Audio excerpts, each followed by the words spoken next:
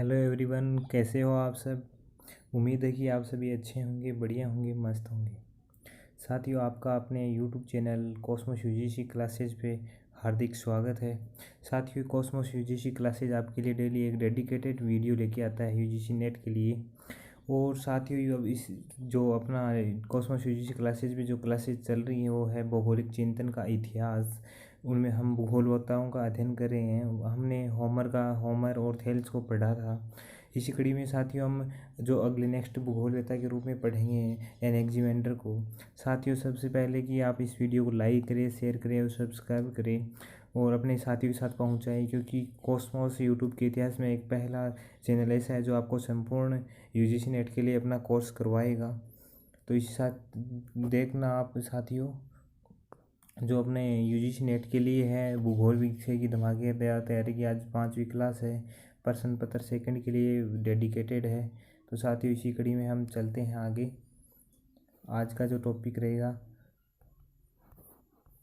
एनेक्जिमेंडर महोदय। एनेक्जिमेंडर महोदय के बारे में पढ़ेंगे आज हम। थोड़ा इसको जूम कर लेते हैं।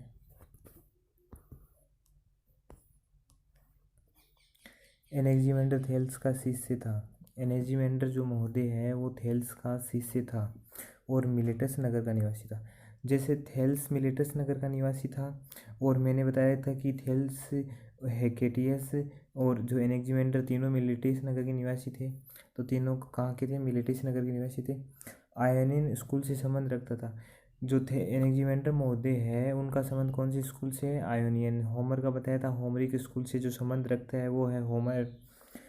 एनेक्जिमेंडर जो महोदय है, इसकी महत्वपूर्ण जो भूगोल को योगदान है वो है इसका नोमोन यंत्र।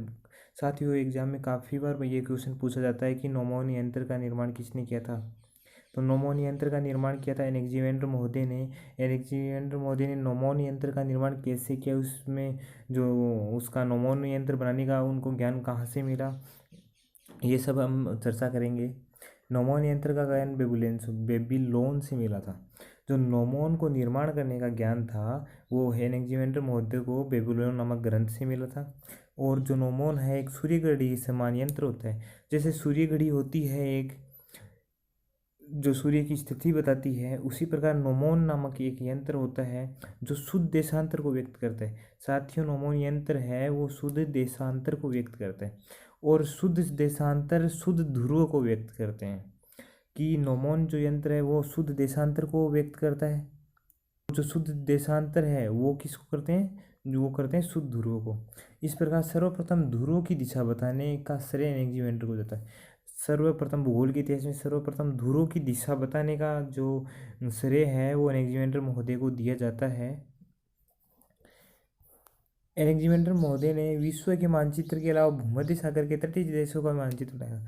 एनेक्जिमेंडर महोदय ने विश्व का मानचित्र बनाया था, उसके साथ ही भूमध्य सागर के जो भी मानचित्र है उनका भी उन्होंने मानचित्र बनाया था। एनेक्जिमेंडर पहला व्यक्ति था जिसने मापक के आधार पर विश्व का मानचित्र बनाया था। Very very important. मापक के क्वेश्चन पूछा गया है पहले यूजीसी नेट में कि मापक के आधार पर मानचित्र सर्वप्रथम किसने बनाया था। तो उसका आंसर क्या हुआ? एनेक्जिमेंडर। कि भूगोल में मापक के आधार पर सर्वप्रथम जो वो बनाया था एनेक्जिमेंडर ने। और इसे मानचित्र कला का पिता भी कहा जाता है। मापक के आधार पर मानचित्र सर्वप्रथम बनाया था और इसे मानचित्र कला का पिता भी कहा जाता है। एनेक्जिमेंडर ने सर्वप्रथम जियोत्पत्ति का सिद्धांत दिया था। कौन सा सिद्धांत दिया? एनेक्जिमेंडर ने सर्वप्रथम जियो की उत्पत्ति का सिद्धांत दिया कि जियो की उत्पत्ति कैसे हुई, उनका विकास कैसे हुआ, उनका उन्होंने सिद्धांत दिया था। इस संदर्भ में उनका मत था कि पृथ्वी तल के समस्त जीव एक निरंतर विकास प्रक्रिया के परिणाम है। कि जो भी पृथ्वी के समस्त जीव जंतु हैं वो एक निरंतर क्रमबद्ध रूप से चली आ रही प्रक्रिया का परिणाम है। उनका धीरे धीरे उद्भव हुआ, फिर उनका विकास हुआ और आज जिस स्थिति में उनकी जो है वो निरंतर विकास प्रक्रिया का परिणाम है। उन्होंने बताया कि मानव की उत्पत्ति भी विकास प्रक्रिया के परिणाम स्वरूप मछली से हुई है। कि मानव की उत्पत्ति है वो भी एक विकास क्रम चल रहा था, उससे मछली से हुई है। मछली से उन्होंने उत्पत्ति मानी है मानव की। उन्होंने ब्रह्मांड उत्पत्ति व पृथ्वी उत्पत्ति का सिद्धांत दिया। पहले तो जो आया था वो था कौन सा सिद्धांत? जीवोत्पत्ति का सिद्धांत। अब जो आया ब्रह्मांड उत्पत्ति और पृथ्वी उत्पत्ति का सिद्धांत, कि ब्रह्मांड की उत्पत्ति और पृथ्वी उत्पत्ति का सिद्धांत किसने दिया था? एनेक्सीमेंडर महोदय ने दिया था। एनेक्सीमेंडर ने ही सर्वप्रथम वायुमंडल के बारे में बताया। उसने कहा कि वायुमंडल में गर्मी की असमानता के कारण हवाएं चलती है।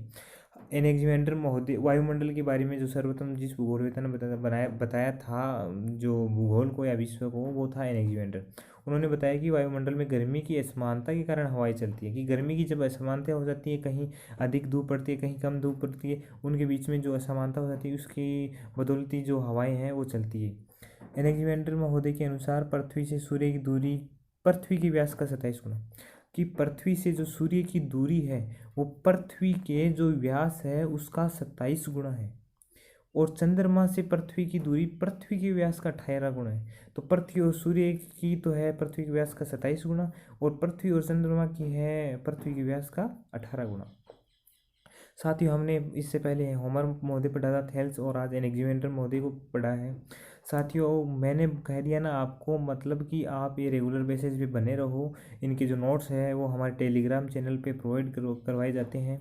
हमारे टेलीग्राम चैनल का नाम है t.me कॉस्मोस UGC क्लासेज के नाम से टेलीग्राम चैनल है। वहाँ पे इसकी डेली मैं PDF डाल देता हूँ। साथियों अगर आपने इनको ध्यान से पढ़ा तो आपके 20 में से 20 मार्क्स पक्के हैं। आपको कहीं और पढ़ने की ज़रूरत भी नहीं है, कि भौगोलिक चिंतन का जो अपना इतिहास है उसको पढ़ने की आपको कहीं भी ज़रूरत नहीं है, अगर आपने यहाँ डेडिकेट और डेली बेसिस पे आपने क्लास ली। साथ ही इसको ज़्यादा से ज़्यादा लाइक करें, शेयर करें और सब्सक्राइब करें, क्योंकि सब्सक्राइब करके बेल आइकन को ज़रूर दबाएं, क्योंकि इसका नोटिफिकेशन आपको तुरंत पहुँच जाता है, और हमारी जो डेली क्लास अपन अपलोड करते हैं वो आपके पास हो जाती है, और आपको उसका नोटिफिकेशन मिल जाता है, मैसेज मिल जाता है, तो आप वो क्लास ले सकते हो। साथ ही यूट्यूब के इतिहास में अपना पहला चैनल है, भूगोल की संपूर्ण तैयारी करवाई जाएगी आपको।